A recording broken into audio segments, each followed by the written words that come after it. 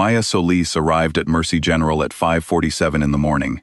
The sky outside was still dark. The parking lot lights buzzed and flickered the way they always did in early winter, casting long yellow shapes across the wet pavement. She parked in the far corner, the one nearest the chain-link fence, because it was the only spot left. She pulled her scrub jacket tighter and walked toward the entrance with her head down and her badge clipped to her collar. She had done this before, not here, but the motion of it, the early morning walk toward a lit building full of sick people, that was familiar. She had been doing some version of it since she was 22 years old, first in desert heat, then in a field hospital that smelled like generator fuel and antiseptic, now here in this city, in this parking lot, with the flickering lights. The automatic doors opened, and the ER swallowed her whole. The charge nurse at the front desk was named Deborah.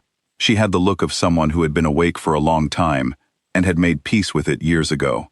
She handed Maya a badge lanyard, without looking up from her screen. Her arm extended, and stayed extended, until Maya took it. Then it returned to the keyboard, and Deborah kept typing. "Orientation packet is in the back room," Deborah said. "Lockers are on the left. Dr. Fallon runs the floor. Don't use the third trauma bay until maintenance checks the light fixture." Maya said thank you. Deborah did not respond. Maya walked to the back room, found her locker. It smelled like mildew and was available for a reason, and stood there for a moment with her hand on the cold metal door. She took a slow breath. Then she put her things away, closed the locker, and went to work. The first shift was not difficult in any medical sense.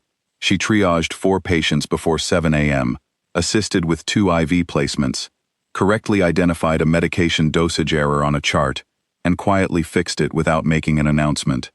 These were not impressive things. These were Tuesday things. She had done them 10,000 times in environments far less comfortable than this one. What was different here was the silence, not the building. The building was never silent. There were always monitors beeping, and phones ringing, and the distant sound of wheels on linoleum. What was silent was the space around her. No one spoke to her, unless they needed something. No one introduced themselves. The other nurses moved around her like water moving around a stone, not aggressive, not cruel, simply indifferent. She was a new stone. The water had learned its path a long time ago. She noticed this the way she noticed everything, methodically, without judgment. She wrote nothing down. She had a small notebook in her breast pocket, a habit from years ago, and she made a single small mark on the first page, a data point, not a grievance, just information. By the end of that first week, she had 17 marks. Dr. Fallon was a competent physician who communicated mostly in raised eyebrows and short sentences. He was not unkind. He simply did not orient himself toward her when he spoke. He would state a plan, and the senior nurses would acknowledge it, and somewhere in the room, Maya was expected to absorb this through the air.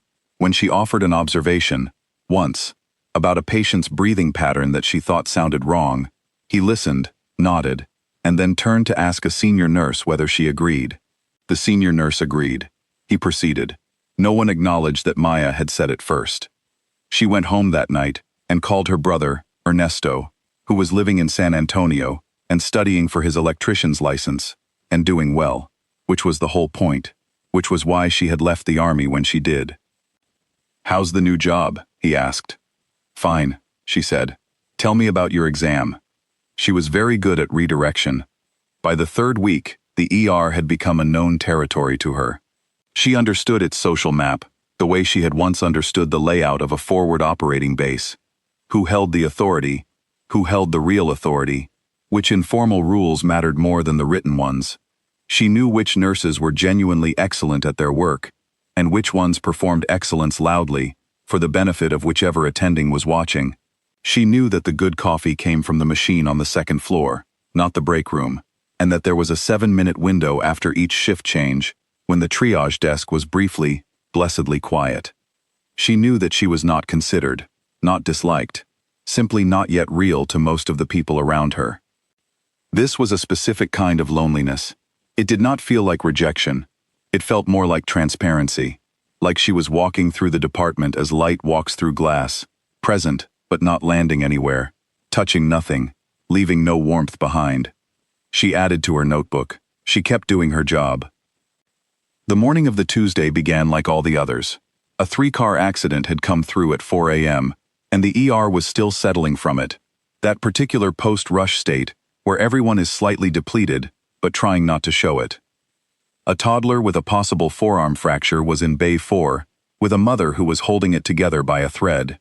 Deborah was in the hallway, conducting what appeared to be her daily negotiation with the billing department, her voice carrying the specific tone of someone who had been having the same argument for 11 consecutive years and had stopped expecting it to end differently. Maya was in Bay 2 restocking the supply cart. She was counting saline flushes.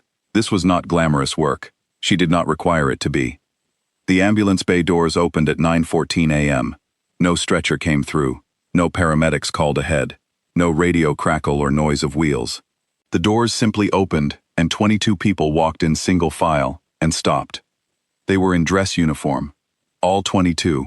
Dark jackets with brass buttons, ribbons across the chest, caps held correctly, backs straight in the way that is not about performance, but about years of practice becoming posture.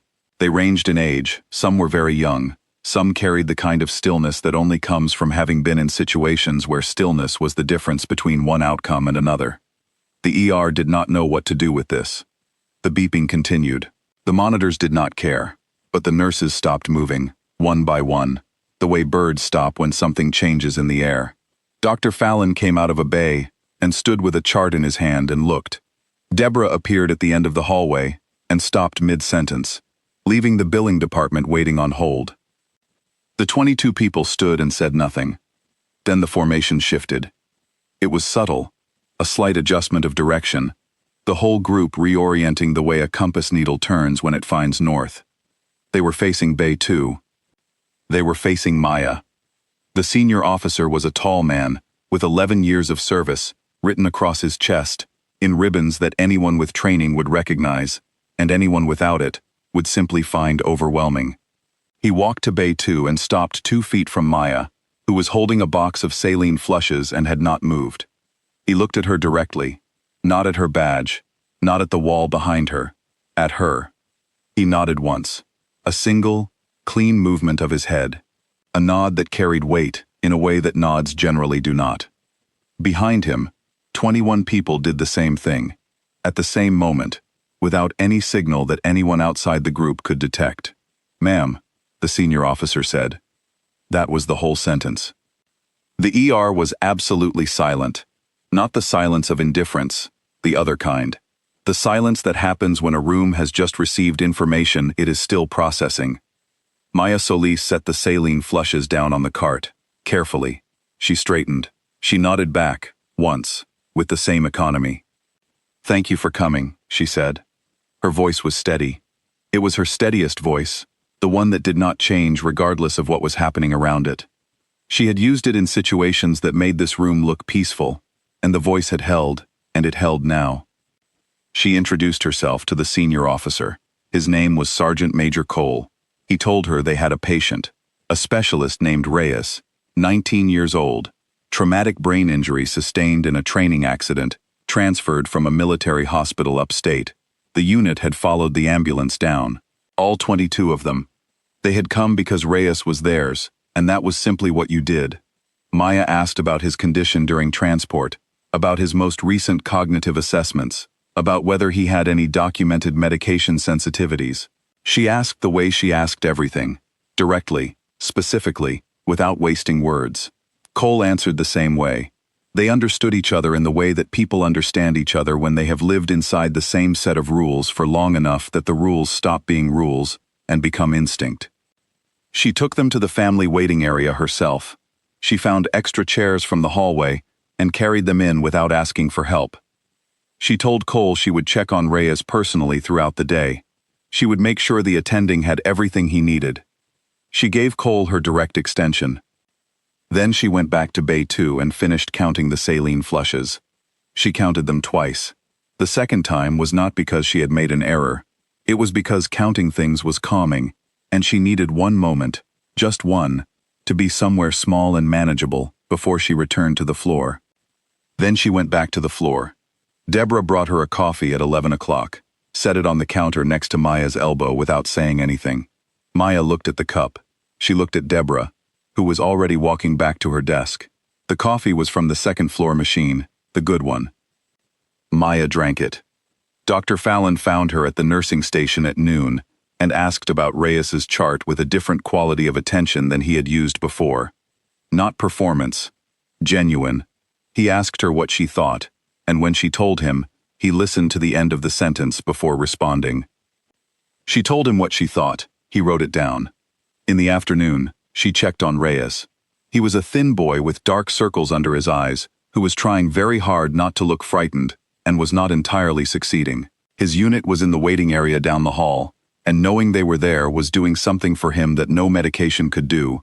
She could see it in the way he held himself, slightly less carefully than before, the way a person relaxes when they know there is someone outside the door. She took his vitals and wrote them down. "Were you in the army?" he asked. "Yes," she said. He looked at the window for a moment. "Did you like it?"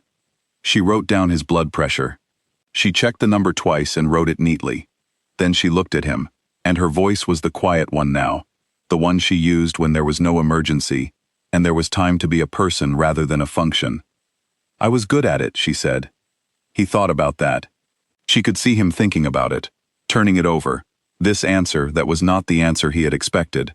This answer that was more honest than yes or no could ever be. She straightened the blanket at the foot of his bed out of habit. She told him she would be back in 2 hours. She told him his people were down the hall and she had spoken to them, and they were all here, all 22, and they were not going anywhere. Something changed in his face when she said that. Not a big change, a small one. The particular easing of a person who has been carrying something heavy and has just been given permission to set it down for a moment. She went back to the bay. The shift ended at 7 in the evening. The locker room was quiet when she changed. She zipped her jacket and picked up her bag and walked back through the ER, past Bay 4, where the toddler had gone home hours ago with a confirmed fracture and a small orange cast. Past Deborah's desk, where Deborah was beginning another negotiation with billing. Past the board, where the names and rooms were written in dry erase marker, and then erased and written again, over and over, all day, names appearing and disappearing, like everything in this building appeared and disappeared. She pushed through the doors, and the cold air came at her, and she stood there for a moment in the parking lot, under the flickering lights, not moving yet. She thought about Reyes, 19 years old, with his unit down the hall. She thought about Ernesto, in San Antonio, almost done with his exam. She thought about the coffee on the counter. She did not think about the notebook in her pocket, or the marks in it, or whether she would keep making them. That was a question for a different evening. She walked to her car, she drove home. She called Ernesto, and when he asked how work was, she paused for just a moment, one beat longer than she usually did. "It was a long day," she said. He said that sounded rough. She said it wasn't, exactly. She looked out the window of her apartment at the city lights going on and off in the dark, and she thought that was probably the truest thing she could say about it, that it was not rough, exactly, but it was also not finished, and she was not sure yet what it was in the process of becoming. She stayed on the phone with her brother for a long time that night, and for once, she did not redirect the conversation away from herself.